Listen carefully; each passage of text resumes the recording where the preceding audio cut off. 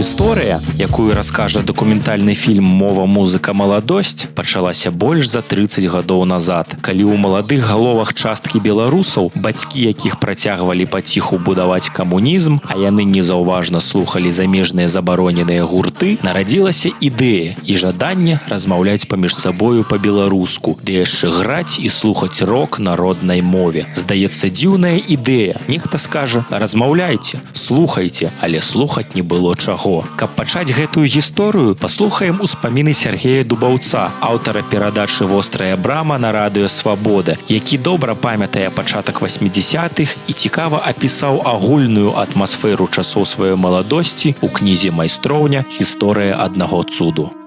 Тады, на пачатку 1980-х, сустрэць у горадзе чалавека, які гаворыць літаратурна па-беларуску, было немагчыма. Мову можна было пачуць у саюзе пісьменнікаў, у літаратурных рэдакцыях і выдавецтвах, у інстытуце мовы, дзе-нідзе ў школе і ВНУ. Яшчэ пачуць яе можна было ў вёсцы, але вёска вымірала і раз'язджалася, а трапіўшы ў горад, з усіх сілаў старалася гаварыць па-гарадскому. Інакш кажучы, у 1980 годзе вырашаўся лёс мовы.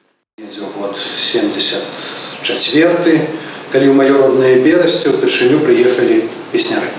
Яны выступалі ў Доме культуры і палітычнай асветы каля плошчы Леніна. І мы, хлопцы 13-гадовыя, якія не маглі патрапіць у залю, залазілі на дрэвы, памятаю, я залазіў, і дрэва тое дагэтуль расце. І з гэтага дрэва было відаць і чуваць гэтых хлапцоў валасатых, якія з Менску прыехалі і спявалі па-беларуску. І, безумоўна, для нас гэта было вельмі такой асвяжальнай падзеяй. Это па-іншаму расстаўляла каштоўнасці, што, аказваецца, па-беларуску і, адпаведна, народнай традыцыі можна спяваць так, што хочацца слухаць. Пазней, ужо ў Менску, ужо тады, калі я быў сярод заснавальнікаў беларускай майстроўні і падпольных незалежніцкіх структураў, нам было зразумела, што без сучасных жанраў беларускай музыкі будзе праблематычна звярнуцца да моладзевай масы.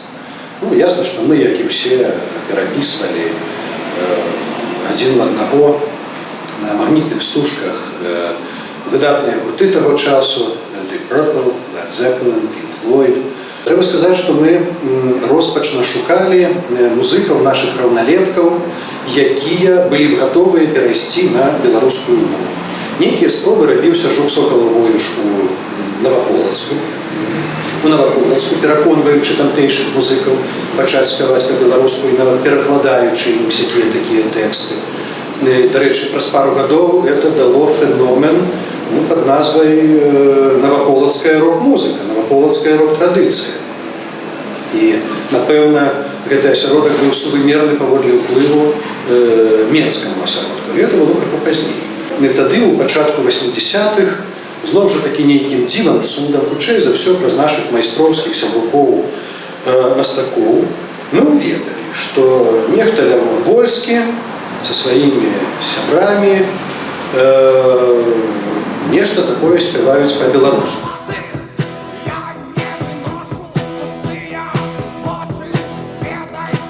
І пазнаёміліся, знайсці адзін аднаго тады было проста.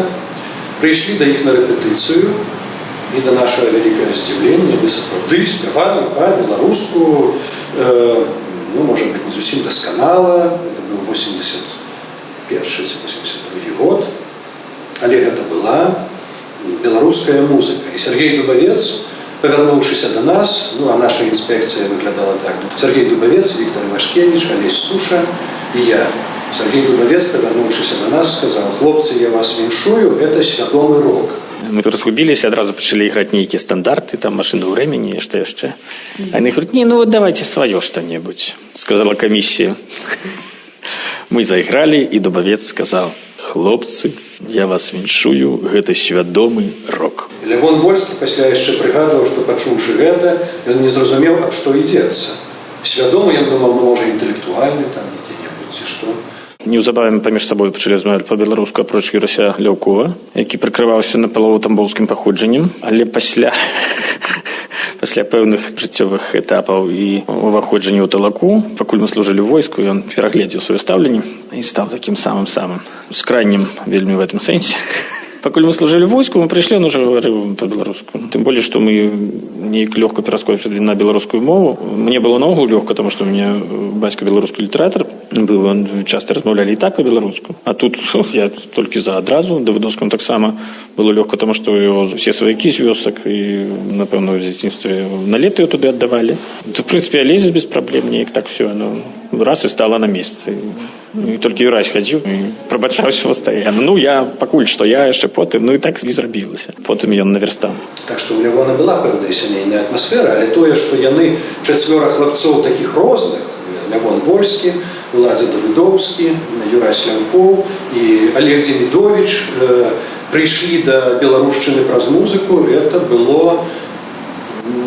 это ні з чым нельга параўнаць. Сёння проста такіх вычынаў не робіцца. Тады не было, в прынцыпе, беларускамоўных гуртоў, калі не лічыць песняров. Але песняры — гэта як бы іншая ліга, это дзяржаўны статус, это філармонія, это ўрачыстыя канцэрты, яны былі далёка. Дзіва было ў тым, што гэтыя хлапцы пачалі спяваць па-беларуску. І пачалося. Мы сталі ім дапамагаць, як маглі. Здабывалі магнітафон. Аднойчы я валок звычайны 4-сцежкавы шпулёвы магнітафон. Это не тое, што магнітафоны цяпер. Вось такі. Это магнітафоны. Я яго нейкі час, паколькі я жыў параўнальна недалёка ад інтэрнату на вуліцы Кульман, дзе рэпетавалі мроеўцы, в падвале рэпетавалі, то я магнітафон цягаў да хаты, а потым цягаў да іх у рэпетыцыйны падвал. Венік Лойка, сябра беларускай майстроўні, мастак, скульптар, знайшоў слуцкі пояс у сваёй вёсцы, і гэты слуцкі пояс здаў у музей за немалую суму 1000 рублёў, і гэтую 1000 рублёў аддаў брайчукам, каб яны маглі купіць першы ў сваім жыцці салідны апарат, першую апаратуру.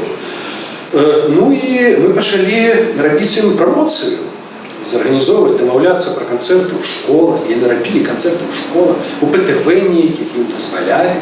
Это быў 84 год, гуканні вясны. Саюз мастакоў нейкім чынам дамовіўся з гарадскімі ўладамі, што гуканні вясны будзе святкавацца ў выглядзе выставы такой пад адкрытым небам з пленэрамі, з выставай продажам народных нейкіх рамёстваў і з канцэртам.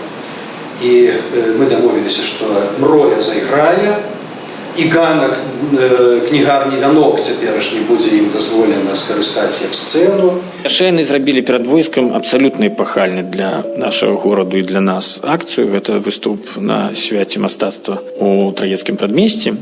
Это было, дай бог памяці, на Вялікдзень якраз. Это быў 84 год. Ездзілі з Міколам Кубавым мастаком да нейкіх людзей, таких цьмянага выгляду, якія нам апаратуру давалі за нейкія там невялікія грошы. Везлі эту апаратуру в тралейбусе, привезли ее на Троецкое прадмесце. Мне сказано было весці гэты іхны канцэрт, прынамсі зрабіць нейкія звязкі. Я сказаў, што звязкі рабіць не буду, а пачатак зраблю. І папрасіў мройцаў на пачатку зайграць некалькі нотаў песні «Люблю наш край» старонку гэту. А гэта, хто не ведае, пазыўныя радыё «Свабода» беларускай службы. Але разам з тым, это як бы беларуская песня, не народная, але такая прынятая. І Лявон на арганчыку гэтыя некалькі нотаў узяў. І гэта быў сігнал да пачатку канцэрту, і так адбыўся першы ў новай гісторыі, відаць, вогуле ў гісторыі Беларусі, рок-канцэрт пад адкрытым небам да Мроя. Памятаю, с Мроей поехали в Оршу выступать. Увогуле, рызыкоўны концерт был. Зала была 2 концерты за день адразу на вечер. Мрою тады амаль што ніхто не ведаў, но чулі ўжо. І ўсе сидзяць, проклепаныя ў метале, там битком забітая. На дзіва приехали поглядзець.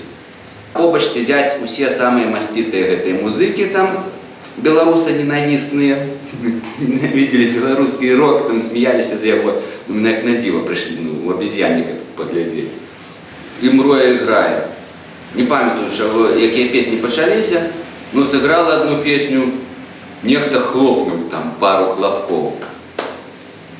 Ладно, другая пошла, и это не вытрымали музыки, авторитеты мясцовые, и один «Молодцы!» И зал одразу «Вау!» Вперед! Все, 2 концерта аншлаг, ступить нема где. Одразу, 2, один за одним. І я рок-музикант завжди проходила. Як що рок-музикант, все, залу взривало, дах і все, всі бігли до сцени. Мартиненко написав листа, здається, з Мельгуєм туди, на мелодію, що нема білоруської музики, не видає мелодія, що йде дискримінація ніяка. І там вирішили були справити цю помилку. Прислали сюди студію, на якої на кшталту такої студії записувався і Deep Purple, там, і шмат які гурти на Заході, вельми могутні. От так і записали тут. Напевно, уже тоді, коли мроя відбулася,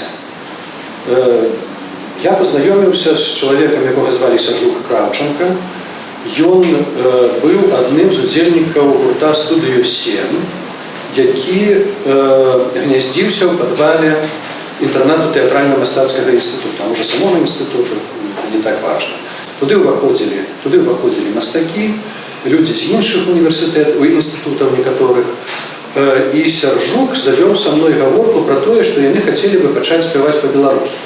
Я думаю, что он не только со мной говорил, а с небожчиком Анатолием Сысом говорил, раився на конт магчимой назвы гурта, бо «Студіо 7» это як бы такая ніякая назва.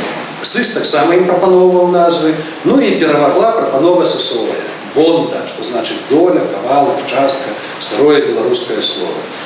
І так з'явилася Бонда. Пам'ятаю часи, коли всі сябри Бонди приходили до мене до хати, і були довгі говорки про білоруську історію, культуру, потенціал нашої мови, у тим ліку музичний потенціал. Ну ось, напевно, ці 2 гурти і були початком менської хвалі білоруського рок, ну навіть не одродження, а рок-з'явлення, рок-об'явлення, по-християнську кажучи.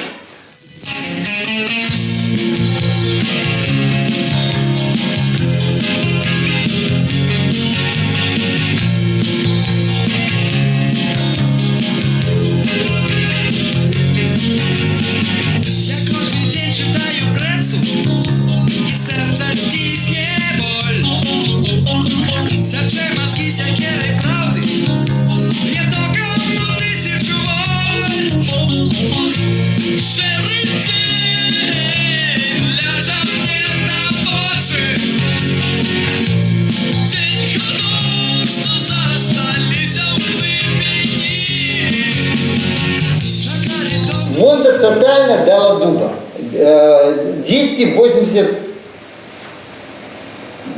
88-89 вышел альбом, 88 вышел.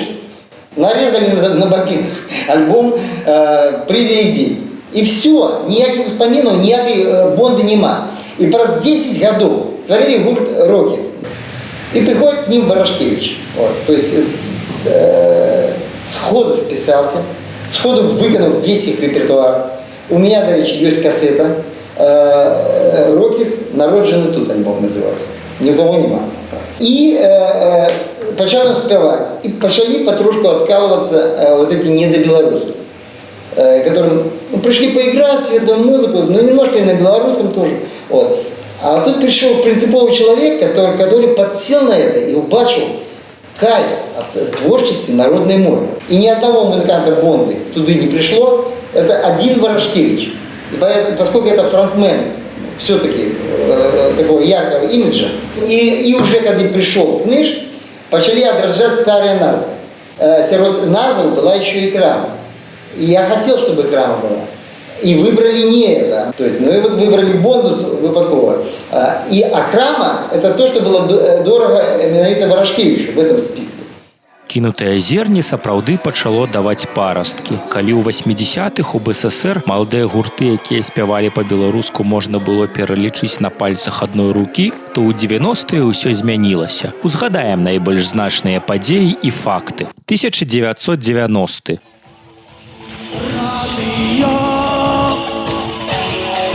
Свобода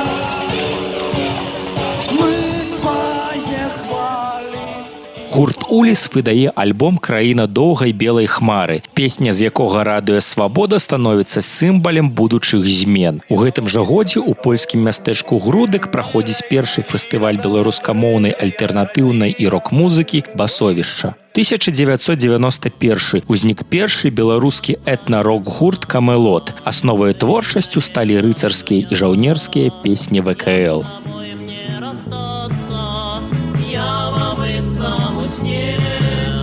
Моє серце кохає і на крилах імкне на тебе, дорогая.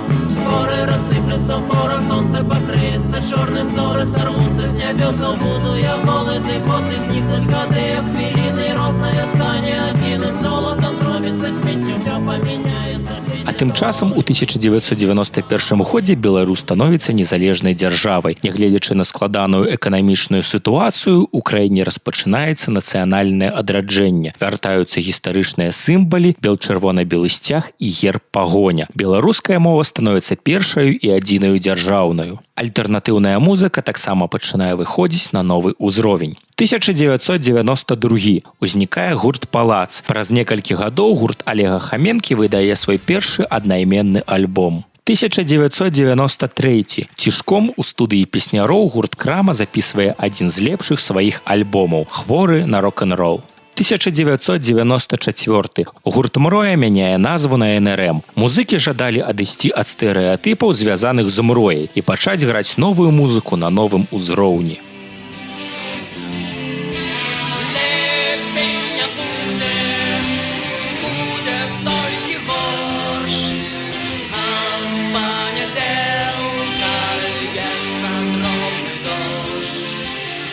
Адбываецца першая рок-каранацыя 1994. Першая альтэрнатыўная беларуская музычная прэмія. Першую рок-карону атрымаў тады гурт «Крама». У сярэдзіне 90-х беларускі рок трымаецца на трох кітах. Гурт «Мроя», што стаў НРМ, «Уліс» і «Крама». Таксама у эліту паступова ўваходзіць гурт «Новае неба» з Касяй Камоцкай на вакале. Па сутнасці, першая беларуская рок-вуман. Друзья мои, вы понимаете, дело в том, что долгое время, еще задолго до того, как началась независимость Беларуси, мы все время жили по отмашке. Вот сейчас нам оператор даст отмашку, и как мы начнем?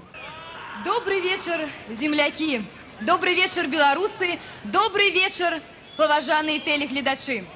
Сегодня великое свято, День незалежности нашей республики, нашей могутной духом Беларуси. День незалежности мы сустракаем с первым президентом державы.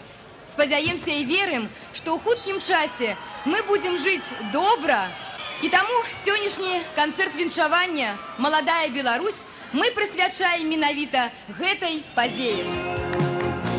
Не чуюцца стогны і цокат вясёлых падкоў. Гарачай віхуры нястомнай крывіцкай пагоні. Беларусь, земля. Поздравляем вас с праздником! Счастья, кохания и веры! Живе Беларусь! Але адчуванне шчасця і надзеі маладога пакалення, звязанае з атрыманнем незалежнасці, раптоўна рушыцца разам з абраннем першага прэзідэнта Рэспублікі Беларусь. Правительство Кебича в соответствии с Конституцией сложило полномочия, а первый президент Республики Беларусь принял присягу в овальном зале Дома правительства. 14 траўня 1995 года па ініцыятыве прэзідэнта адбываецца рэферэндум, па выніках якога расійская мова атрымлівае статус дзяржаўнай. Зноў вяртаюцца сцяг і герб часоў БССР. Але зерне, кінутае ў глебу, не спыніла свой рост. Узнікаюць новыя гурты, а тыя, што пачыналі ў 80-е і на пачатку 90-х, набіраюць яшчэ большы аўтарытэт і папулярнасць. Усё больш пачынае гучаць яскравы пратэсны настрой, звязаны з новымі парадкамі новай улады. 1995. Праз некалькі дзён пасля таго, як сталі вядомыя вынікі рэферэндуму, у студыі беларускага дзяржрадыё гурт «Новае неба» запісвае і хутка выдае песню «Прэзідэнт, ідзі дамоў». Яны глядзяць на чырвонае неба і спадзяюцца, што пойдзе дождж. Яны глядзяць на засохлую глебу і спадзяюцца, што ўзыдзе трава, а мы з табой пакінем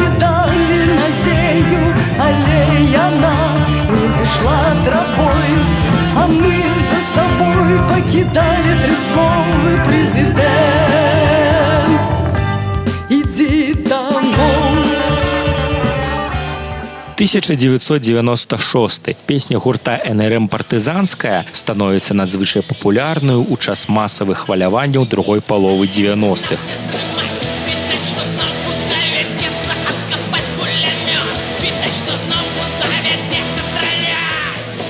Гэтыя словы людзі падхапілі на канцэртах, а потым і на мітынгах. 1997. Запісаны і выдадзены народны альбом. Унікальны супольны музычны праект незалежных беларускіх музыкаў. 1998. Бард Віктор Шалкевіч запісвае песню «Таварыш Сапега», якая ў момант становіцца народнай. Гэтая песня і іншыя хіты беларускай незалежнай музыкі гучаць пад кадры хронікі 90-х у дакументальным фільме «Незвычайны концерт».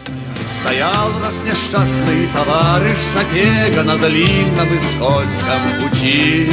Стоял раз несчастный товарищ Сапега на длинном и скользком пути. Опершись на лыжные базы. 1999. На лейбле БМА Груп «Беларуская музычная альтэрнатыва», створаным Віталём Супрановічам, выходзіць першая складанка з беларускамоўнымі песнямі «Вольныя танцы, слухай сваю». У далейшым на БМА Груп выйдзе большасць беларускамоўных альбомаў.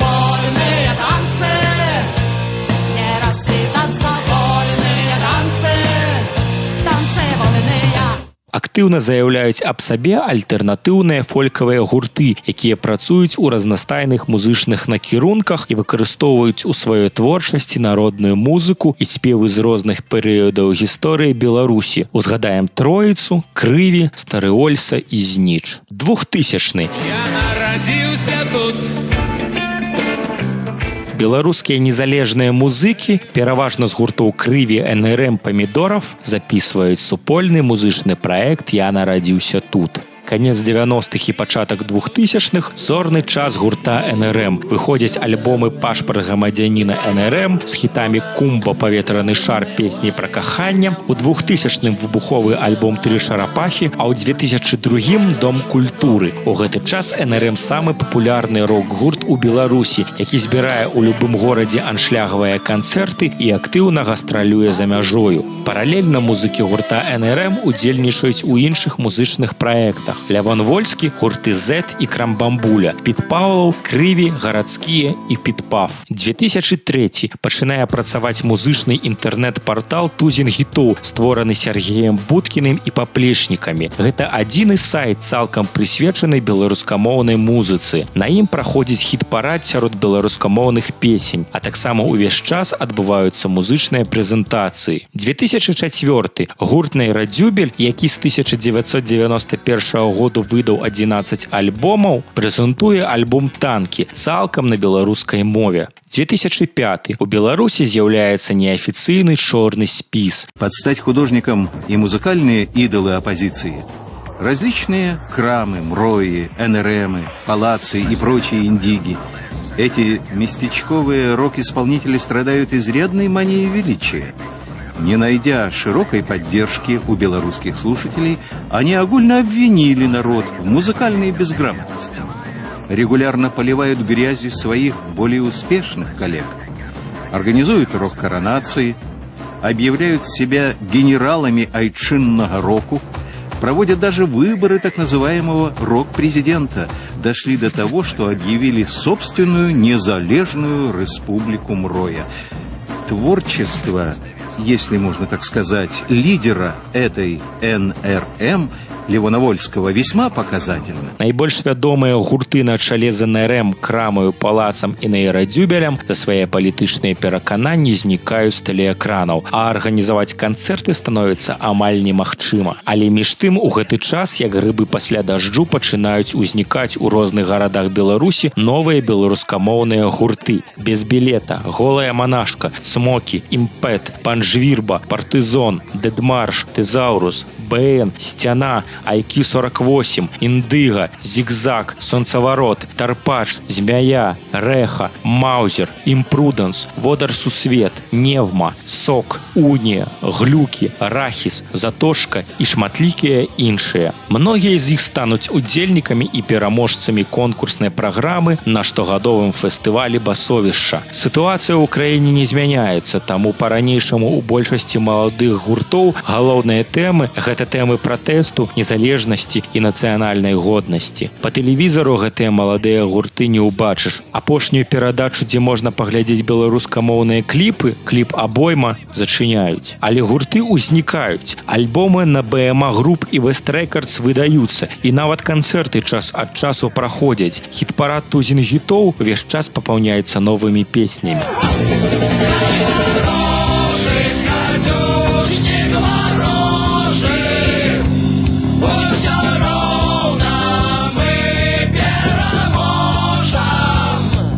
Стоп! Давайте на гэтым спынем машыну часу і на свае вушы глянем, што ж адбываецца сёння.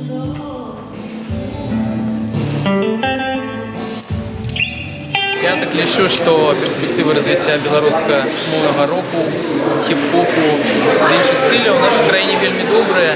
І гэта думка нават не мая ўласная, што звычайна здараецца з чалавекам, а это тая думка, якую навівае мне тое, што бачу я навокал.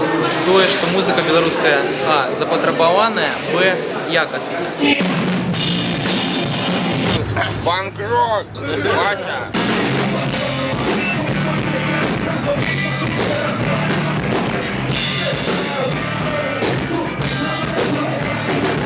Людзі ў правінцыі вельмі прагнуць альтэрнатыўнай музыкі. Яны ўжо стаміліся ад гэтай афіцыёзнай клаўнады. Ёсць жаданне слухаць беларускую, беларускамоўную альтэрнатыўную музыку.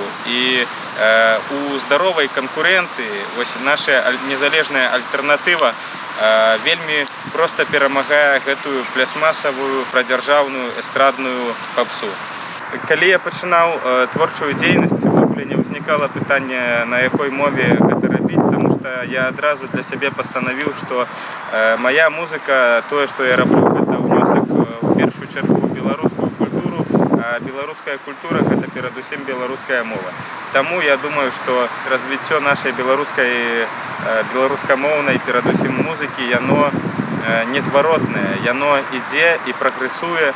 Гэта паказваюць апошнія факты, што нават некаторыя расійскамоўныя гурты, досыць вядомыя, пераходзяць на беларускую мову цалкам ці часта маюць ужо палову рэпертуару па-беларуску. Таму я думаю, што перспектывы вельмі добрыя, нягледзячы на ціск, нягледзячы на супрацьдзеянне таго рэжыму, які зараз існуе, але сапраўдная культура заўсёды перамагае. На вялікі жаль, сітуацыя зараз складаная. Тое, што адбываецца, гэта нагадвае мне мой шлях, які я пачынаў у 2000-х гадах, калі першы раз былі забаронены нашы музыкі, зноўку неафіцыйна, як і зараз, але тым не менш, ім не было магчымасці патрапіць у радыёэфір, они не маглі выступаць вольна на розных пляцоўках Беларусі, і гэта прывяло да таго, што меншая колькасць іх людзей ведаў, паведна менш колькасць дыскаў набывалася. Яшчэ некалькі гадоў таму канцэрт Ляпіса ў палацы спорту спрымаўся як норма, і асабіста я сумняваюся, што Ляпіс бярэ палац спорту. Аднак зараз, на дзень сённяшні, каб Ляпіс выступіў у Менску, гэта нешта ўжо палітычнае, ўжо недарэчнае, гэтага проста не можа быць. Сёння вось людзі набываюць кружэлкі збольшага як сувенір. То бок я нават сам так раблю, калі мне падабаецца нейкі творца, я яго набуду гэтую кружалку, патрымаць яго, але пакладу ее на палічку, а сама музыка будзе у меня ў MP3 фармаце, альбо ў плееры, альбо на кампутары, альбо дзесьці яшчэ. Калісьці казалі, размаўляць па-беларуску модна, спяваць па-беларуску модна. Зараз усе цудоўна ведаюць, што калі спяваць па-расійску, то можна з нейкім, скажем так, з нейкім альбомом, з нейкай кружэлкай патрапіць і ў ратацыю на суседнія краіны. Але ведаю шмат музыкаў сучасных, якія абіраюць беларускую мову як адзін з сродак, якія спяваюць менавіта для Беларусі, на беларускай мове. Напрыклад, вось самы лічу адзін з удалых музыкаў, гэта наш сучасны рэпер Вінсент, які сапраўды за літаральна пару гадоў зрабіў сабе, я б сказаў, усю беларускую папулярнасць і працягвае займацца тым, з чаго пачынаў. Увогуле, шмат беларускай музыкі ёсць зараз у сеціве, шмат музыкаў записываюць выключна сецівныя рэлізы. І гэта робіць сапраўды нашу беларускую музыку папулярнай. Аднак на дзень сённяшні хіба ЖМОС можа пахвастацца тым, што збірае палац спорту. Аднак, я лічу, што сітуацыя будзе выпраўляцца, і, напрыклад, той жа малады гурт Амарока, я лічу, з цягам часу здолее сабраць як мінімум некалькі тысячаў у зале. Да беларускасці і спявання па-беларуску, беларускага такого рок-н-ролу я прыйшоў упершыню ў 2004-2005 годзе, калі пачаў навучанне ва ўніверы на геаграфічным факультэце БДУ.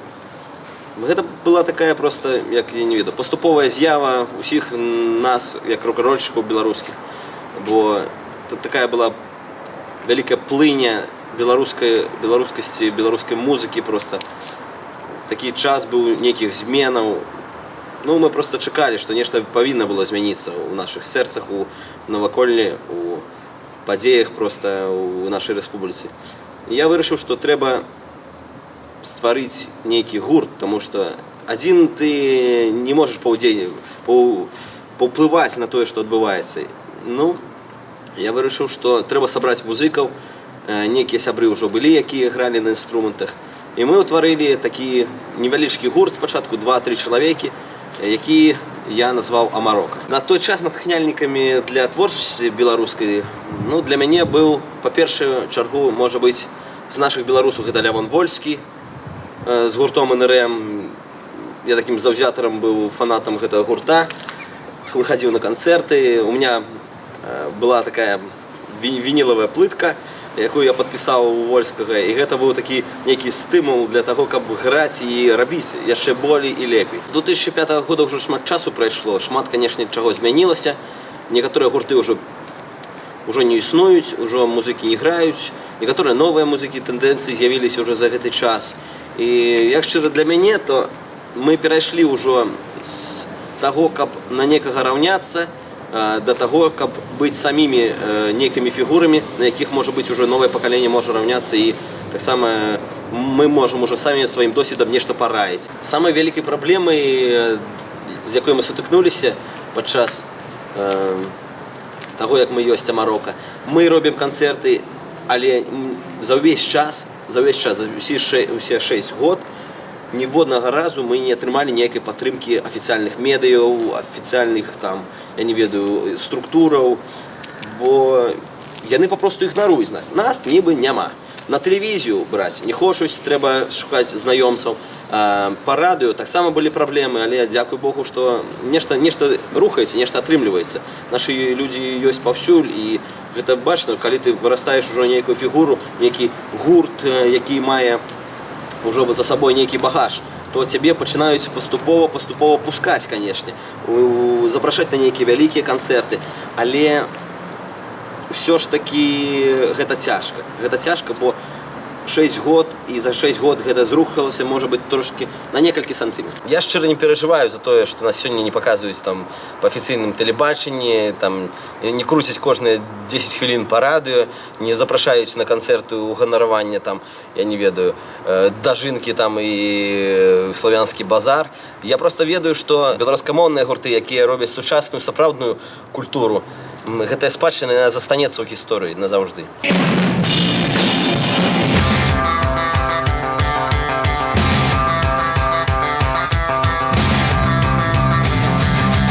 Это як дзве плыні. Першая плынь – это беларускамоўная з нацыяналістычнай скіраванасцю, і другая плынь – беларускамоўная, проста і беларускамоўная. Мне падаецца, што будучыня за гэтым другім кірункам, просто потому, што большасць народу не могуць быць нацыянальна скіраванымі, мусіць шмат год прайсці. Беларускамоўная музыка, яна ёсць у Беларусі, бо ёсць будучыня, і гэта вельмі крута. Я назіраю за тым, як развіваюцца беларускія гурты, які яны могуць усё ж такі сабраць в залі. Ёсць гурты, якія збіраюць цэлыя залі на сольных сваіх канцэртах, і гэта плюс.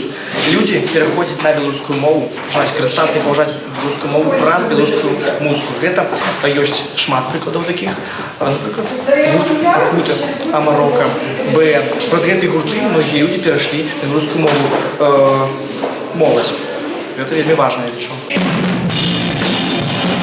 Не, я не лічу, што беларуская мова гэта мова апазіцыі, і такі яскравы прыклад, вось зараз маё каханне праходзіць толькі на беларускай мове, і тут няма ніякай палітыкі, тут толькі пачуцці, каханне і гэтак далей. Тое, што ў нас апазіцыя размаўляе на беларускай мове, ну гэта я лічу, што проста такая справа як на Украіне. Калі змяніліся ўлады, і засталася толькі одна украінская мова. Тое самае у нас на Беларусі, бо апазіцыя з нейкага пункту погляду, шмат апазіцыі гэта нацыяналісты. А нацыяналісты гэта беларуская мова.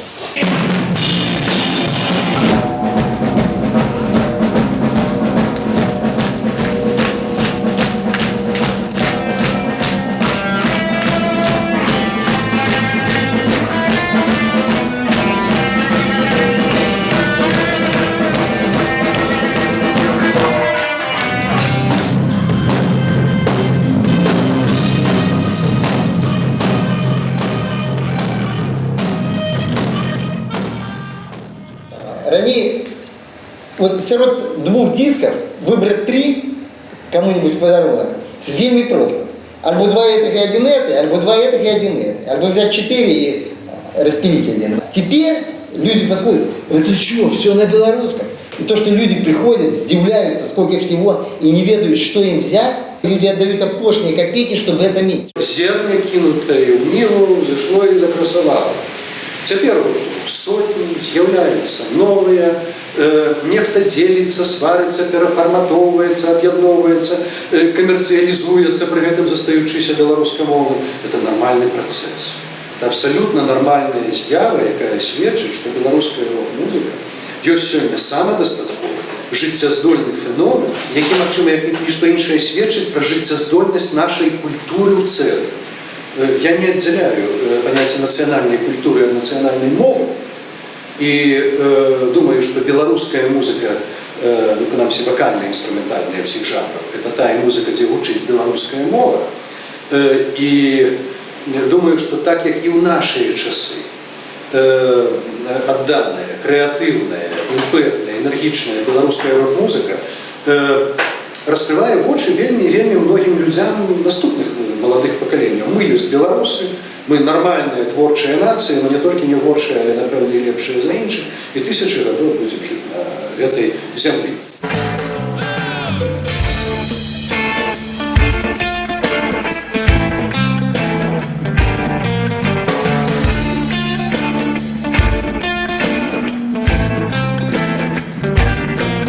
Я народился тут, в Украине, под шэрым небом.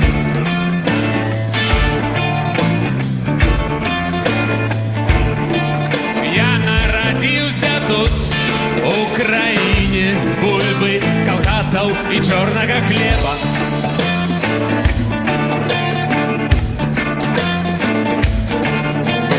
Я народился тут, в Украине, прописки из скрученных кранов.